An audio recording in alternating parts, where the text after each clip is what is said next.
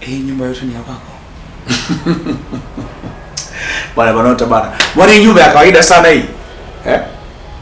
Nyumba ya kawaida, alafu ni vitu vidogo vidogo tu. Ni masuala ya kawaida sana. Kwani vipi? Sawa.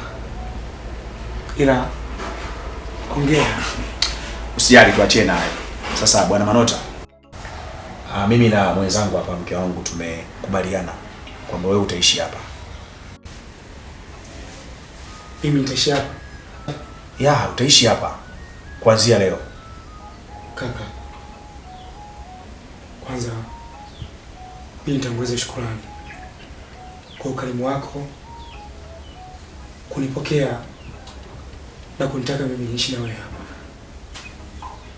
Ni kweli mimi sina pa kwenda. Ni hifadhi kubwa sana ambayo utakuwa umenipa. Nashukuru sana. Na najisikia furaha pia kwa neno yako, lakini pia ukizingatia Bwana Manota, wewe huna pa kwenda sasa hivi. Na namna ambavyo mazingira ambayo tumekutana mimi na wewe, ni dhahiri kwamba ni lazima nikusaidie. Kwa hiyo kuwa huru kabisa, hapa ni nyumbani. Kikubwa tu ni heshima, kama unavyoona mimi naishi na shemeji yako. Basi hakuna kitu kingine. Sawa.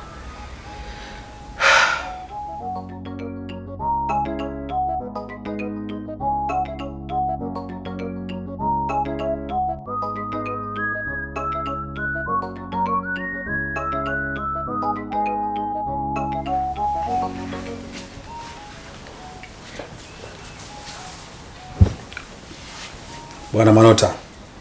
Naam kaka. Vipi? Mimi niko poa. Basi vizuri. Nimekuita hapa.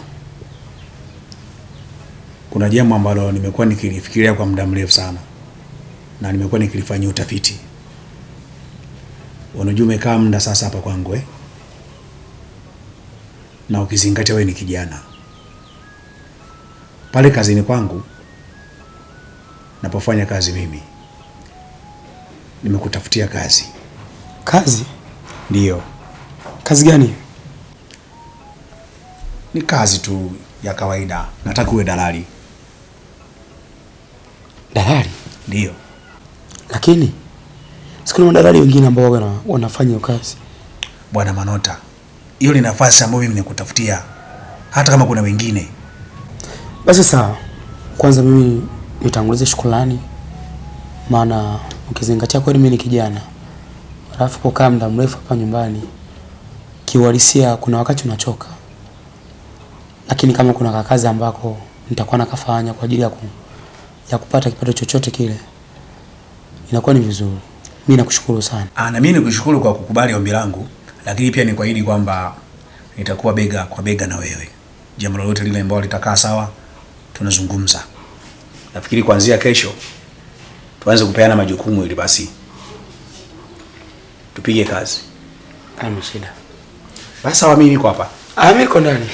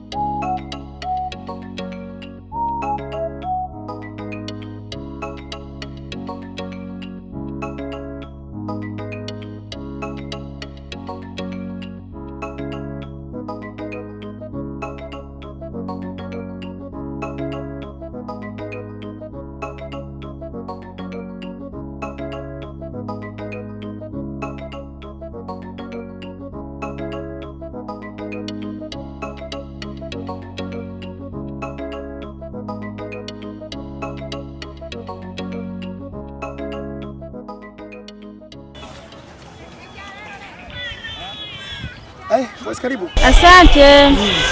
Dagaa umeuza? Bado sijauza. Unanunua? Basi nakuja kupima. Shilingi ngapi debe? Sijajua unachukulia shilingi ngapi? 10,000 debe. 10,000? Basi naomba uniongezee shilingi 100. Hamna, biashara ngumu kaka. Lakini hata wewe mwenyewe unajua kabisa kwamba hizi dagaa sasa tunachukulia bei kali mno. Kwani nikupa advance uuze? Basi naomba advance. Patia tu shilingi 10,000 inatosha.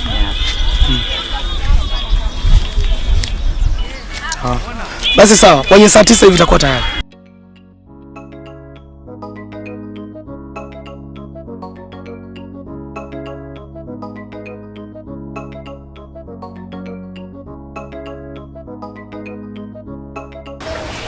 Kala, karibu.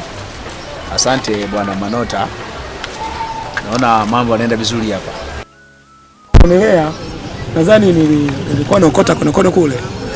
Na kina mama sio haba, wanapiga kazi. Ni kweli na ni kitu kizuri. Najua mimi ndo mara kwanza kufika hapa kuangalia namna ambavyo unafanya kazi. Na naona ni vizuri umejipanga na nashukuru kuna vitu unaviona sasa, kuna hatua unaziona unapiga kwenye harakati zako. Nafikiri ni jambo la kumshukuru Mungu. Mimi kiukweli naweza nikasema kwamba namshukuru Mwenyezi Mungu kwa hiki kidogo ambacho amenipatia.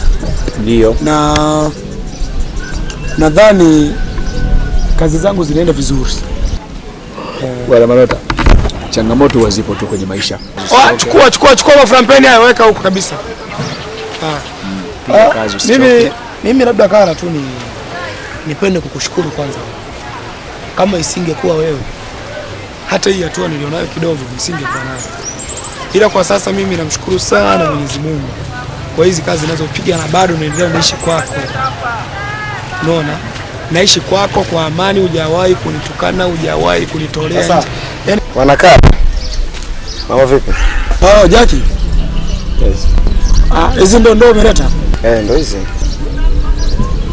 Kwa zimefika 3.5 na yale mafuta ya jana yaliyobaki hapa. Ndo. Basi sawa, chukua maframpeni basi uanze kuwasha moto. Sawa. Sawa. Kala. Ndio. Huyu ndo Jackie bwana. Mimi nashukuru sana ila Mwenyezi Mungu atakulipa kwa moyo wako ambao umeonyesha dhidi yangu na katika jamii yote. Kiukweli wewe ni mtu wa kitofauti sana sana. Unajua mimi na wewe tumeishi kwa muda mrefu, lakini mpaka leo tunaishi mimi na wewe. Haujawahi kunitukana, haujawahi labda kuninyanyapaa, lakini pia hata shemeji ni vile vile. Kwa hiyo mimi nashukuru sana, ni watu wachache sana ambao wanaweza wakawa na moyo kama wako. Kwanza hao ndege bwana hao. Wanafanya baraka hizo, yani paka ndege wanakukubali wenyewe wa ndege. Hapo tumeshazoea bwana. Unaona? Kwa hiyo mimi nadhani kiujumla wewe endelea kuwa na moyo huo na najua Mwenyezi Mungu atakulipia.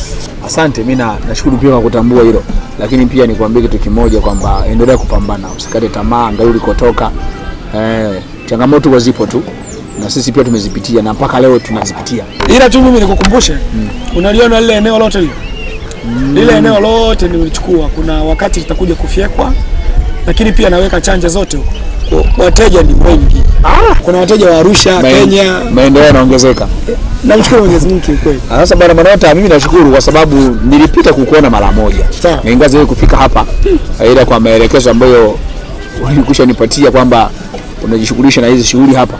Basi mimi niende kwa majukumu yangu na wewe nikuache wewe na majukumu yako. Basi mimi nashukuru. Unaenda kufuata mafuta? Unajua shughuli zetu na sisi bila kupambana.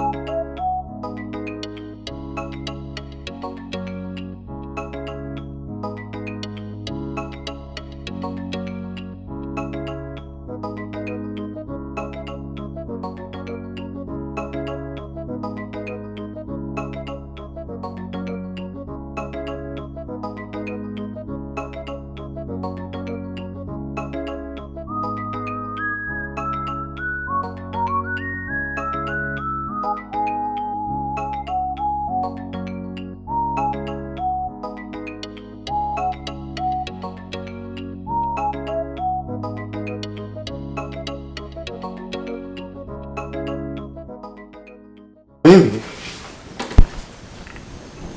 unajua nimeishi leo kwa muda mrefu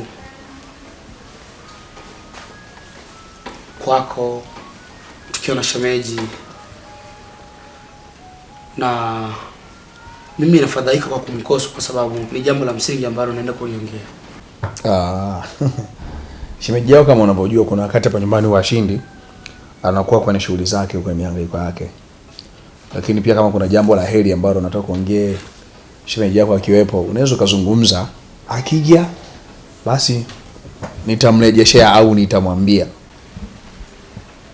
Ni kweli.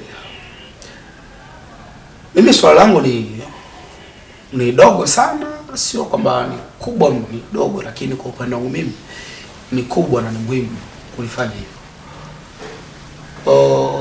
Lengo la kuja hapa ni kuja kutoa shukrani zangu za dhati kwa kipindi chote tulichoweza kuishi mimi na wewe hapa nyumbani, kulinikaribisha.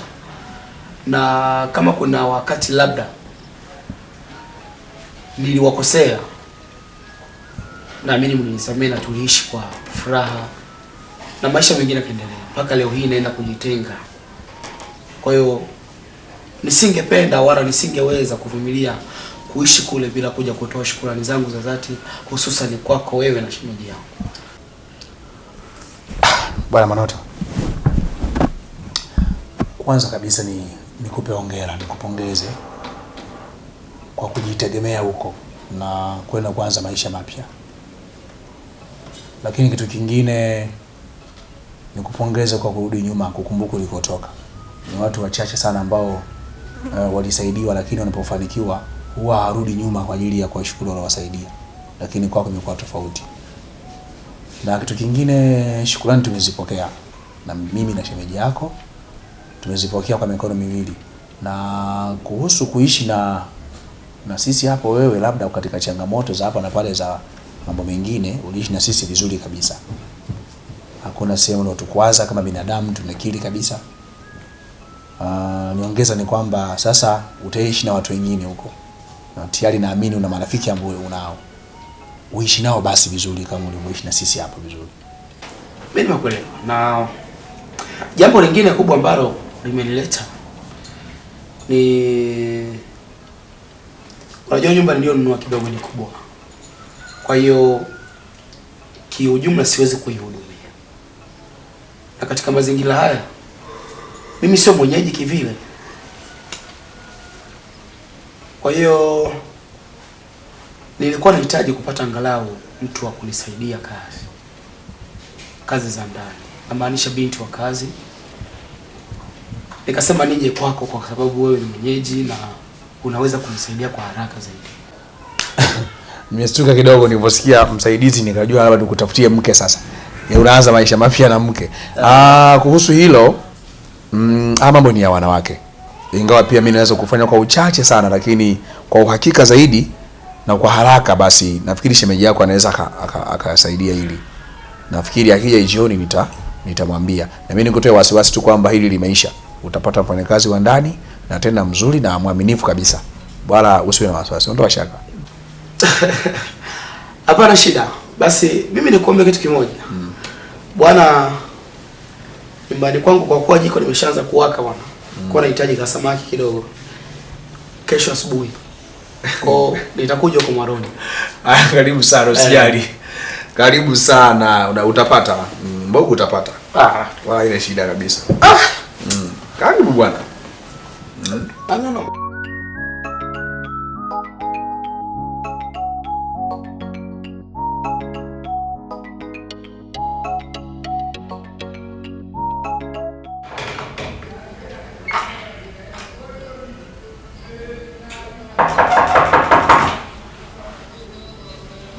Karibu.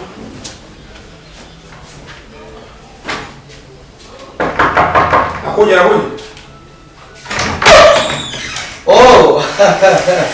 Mr. Kara. Shwari, karibu. Sana kwema. Kwema. Hapa. Namshukuru Mwenyezi Mungu. Karibu ndani. Binti karibu. Ingia. Karibu bwana, soga. Kala. Bwana hapa ndo nyumbani. Ni wapi mwana shangaa? Karibuni mkae. Asante. Binti karibu kae.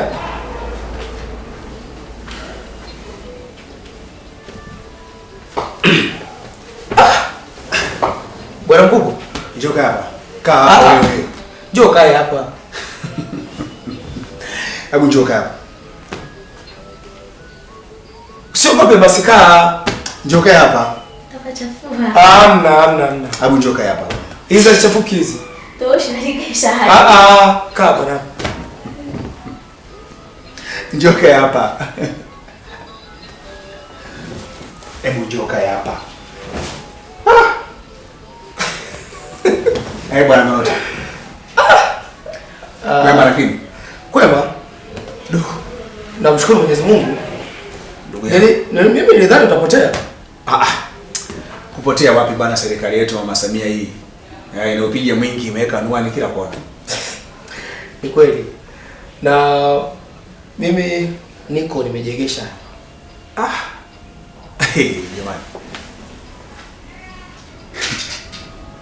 Bwana Manota. Bwana. Sasa kwa niseme kitu kimoja. Mara mwisho tulipozungumza kuna kitu nikiomba kwamba ulikuwa unahitaji msaidizi, mfanyakazi wa ndani, na nikakuahidi kwamba hili swala mke wangu anaweza akalishughulikia. Ni kweli mke wangu pia amepambana, mfanyakazi ndo huyu, Na nimeona nimlete kwa sababu mke wangu nasema alikuwa anaenda muhimu sana. Kwa hiyo mfanyakazi ndo huyu nimemleta. Oh. Binti. Unaitwa nani? Tuna Joy. Oh, Joyce.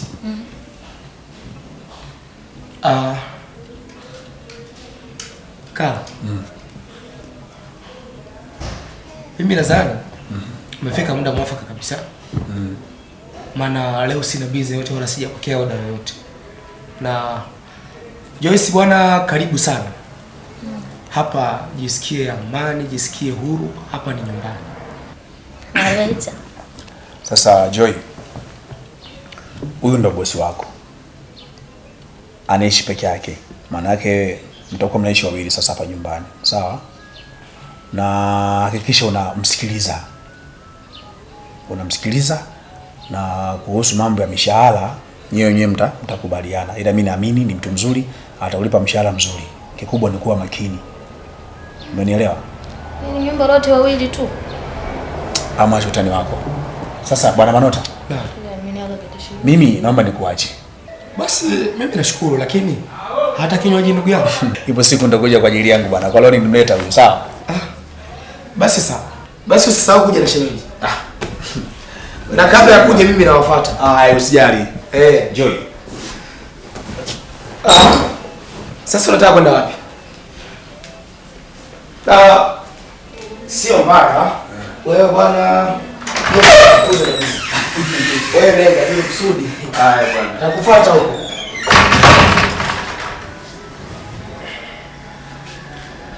Sasa Joyce, twende nikakuonyesha chumba chako. Sawa? Njoo twende. Njoo huko.